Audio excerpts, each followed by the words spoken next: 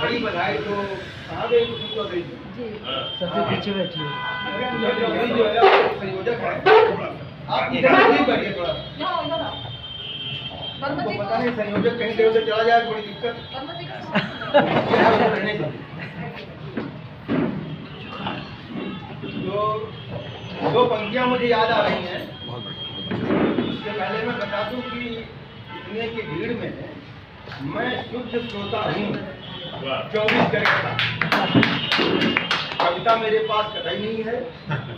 मैं मैथमेटिक्स का स्टूडेंट था, मैंने मैथमेटिक्स सिखाई, रिटायरमेंट के बाद भी मैथमेटिक्स पढ़ाता हूँ।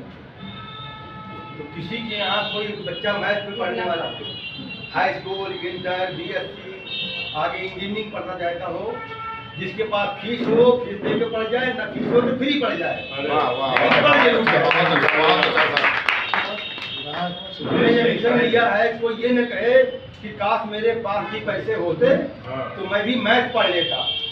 तो उन सब तक संदेश मेरा पहुंच जाए कि अगर तुम पढ़ना चाहते हो तो पैसा कहीं बाधक नहीं।